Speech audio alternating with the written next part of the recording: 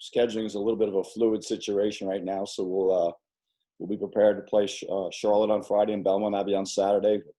Had a good couple of days of practice. Guys have been good. A little disappointed, obviously, that we didn't play today, but I think being able to reschedule some games so quickly, I think it's given a little bit of energy.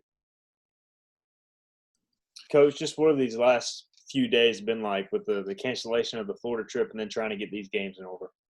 Well, I think the big thing is we'd already scouted Indiana State, Omaha, and Austin Peay, and all the other schools on the other side of the bracket. So having to step back and look and try to get back, and obviously we had a couple other false deals that we thought we might be playing, so we pre-scouted some of the other opponents, and then once we figured out we were going to play Charlotte, going back through last year's stuff, looking at some footage from the latter part of their season, and then also getting some Belmont Abbey information. Coach, you got to be excited to get this season started, have a team pretty close to home to go play some games and get this thing cooking this weekend. Yeah, I mean, it's been a long time coming for our guys. I think they'll be excited. I think like all of us, the uncertainty, at times just creates a little bit of, stop, start. And I think our guys will be excited. They should be excited. And it's going to be an interesting beginning to the season, I think, for everybody. Joe, how long of a turnaround was this Charlotte, mini event? At what point did you start working on this with them, I guess? Well, after the situation they had with Tennessee and VCU, I mean, we were all in situations where we had to recalibrate very quickly. And as soon as that happened, John Gilbert and Ryan Robinson got on it and talked to the people at Charlotte. And we were talking to Charlotte and VCU at one point. VCU went to Mohegan Sun, I think it was. And Charlotte and ourselves were scrambling around with probably 5 or 6 different scenarios that we were talking about. Some of the scenarios were here, some of them were there. Some came down to staffing, some came down to another opponent. So there's a lot of different things going on. Was staying in North Carolina a priority for y'all, or was that an element of this, or no? I would think someplace regional. I don't know if it was necessarily staying in Carolina. I mean, I do think something regional with everything that's going on was a priority. How much does the familiarity of playing Charlotte the last few seasons and last year especially help? Well, from a scouting standpoint, we've seen, but usually at this time you've got 2 tapes on exhibition games, and they've got a bunch of new guys that lost 3 stars. Now they do have Shepard and they do have Young back. Supic is back. Supic is back. Those guys, we've seen before in person. We've seen the style of play a little bit. But, some of the other guys we haven't seen, and we don't know, what you prepared to in the preseason in case they do something that they haven't done previously. So there's always some uncertainties also. So as you enter the weekend, what's the shape of your team right now physically? And, with the COVID thing going on and all this, what's the latest? Well, I think we're in pretty good shape. I mean, until you've played a couple of games, you can't tell the speed of the game. The simulation of those type of deals. My guess is we'll be winded a little bit early in that Friday afternoon game, and we'll sub some. But I think our guys will. We've had a good couple of days of practice. I think it'll be interesting to see what we have today and tomorrow. We'll practice tomorrow morning, then we'll head on over. Coach, what kind of protocols are they putting in place for this, as far as hotel, and was the testing similar among the 3 programs? Even though Belmont Abbey, I guess, is a D2, is everybody pretty comfortable with that level of testing? Well, they were adhering to Charlotte's testing protocol already, as well as ours, and they are getting additional testing. We will test here tomorrow, then we will test Friday and Saturday. I think early mornings. I think we're both at 8 o'clock on Friday and Saturday morning to adhere to protocol, which our medical people want, as well as Charlotte's medical people want. Coach, do you know your starting 5 yet, or are you going to keep that under wraps till Friday? Well, if they're not telling me, I'm not telling them. So we're probably both in the same boat.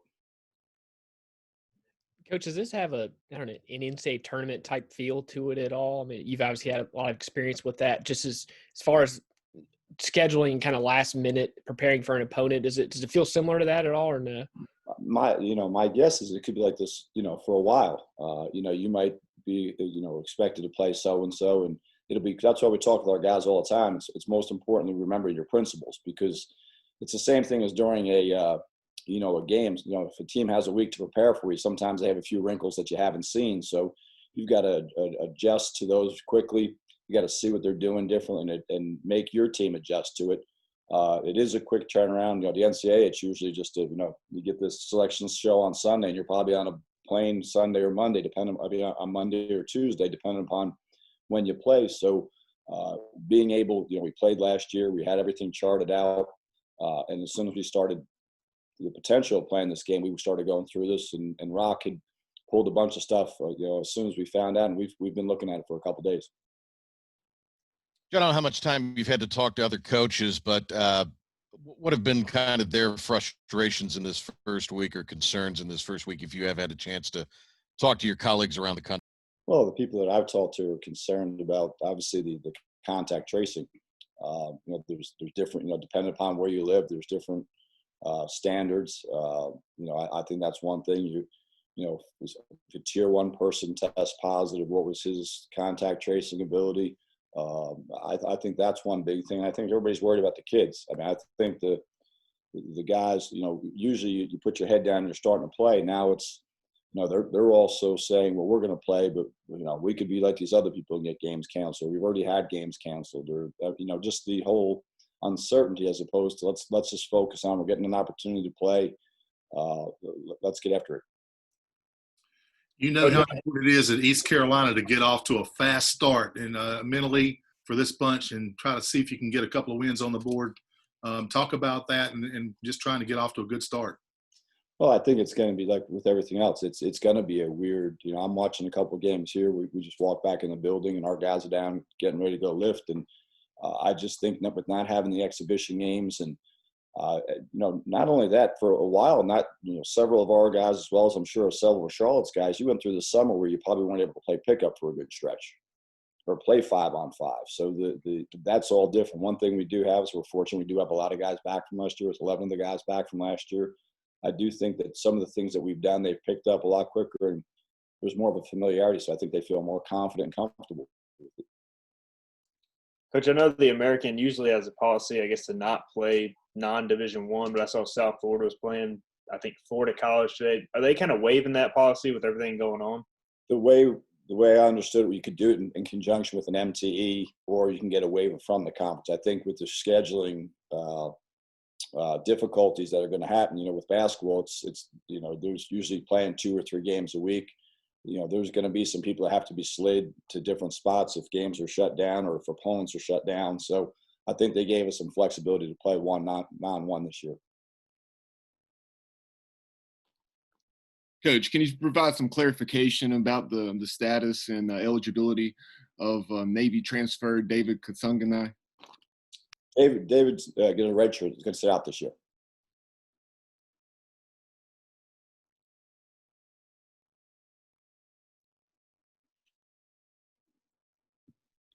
Coach, as far as like the season, is there a number of games that you feel like if you get this amount in, that it'll be worth it, that the season will have been a success?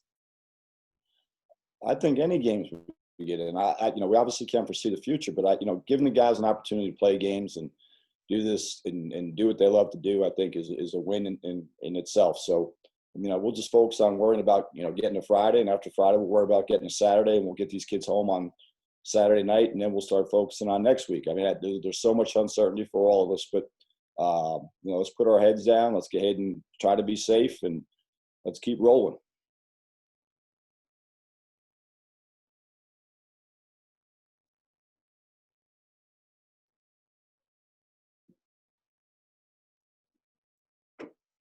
Anything else, guys? We're good, guys. Or like John Rothstein said, stay positive, test negative, guys. Let's keep rolling. Thanks, Coach. See you guys.